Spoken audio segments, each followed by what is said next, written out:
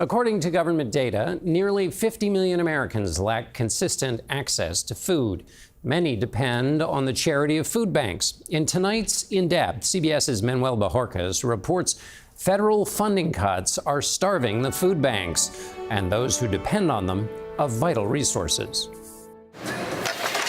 Before sunrise, workers at Feeding South Florida move, load, and stack pallets of food and household goods onto trucks. With the help of volunteers, this flurry of activity has allowed the organization to distribute food to 1.2 million people throughout 4 Florida counties. People like Rosalind Budget, who lives on a fixed income and comes here every 2 months. I'm able to get a balanced meal in on a daily basis, you know. And if you didn't have this, what would happen? I probably would starve. Starve. I probably would starve. But the aid she relies on has been reduced.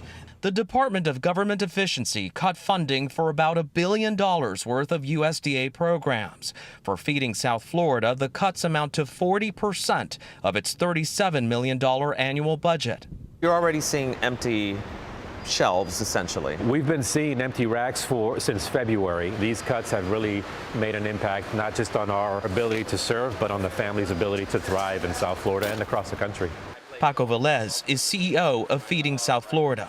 It's an unfortunate situation because we see that our families are desperate. They're coming in more frequently than they ever have. And we're trying to maintain as much food as we can, but there is a little desperation. The line of cars for weekly food distribution at Ebenezer Church in South Miami has only gotten longer over the years. We have sweet potato, we have onions, and everything is fresh. Pastor Roberto Blanco, who gets part of the supply from the warehouse, is working with less. Si recibimos menos, entonces damos menos cantidad. So if you get less food, you have to give them a smaller supply. Porque el propósito es que cada familia lleve algo. So they at least can have something. Yeah. It's affecting farmers, too. East Coast Farm and Vegetables near Parkland, Florida, partnered with Feeding South Florida, using federal dollars to pick and pack surplus produce destined for families in need. This program is a great use of our tax dollars. We are not only helping our farmers here in the States, but you're also feeding families.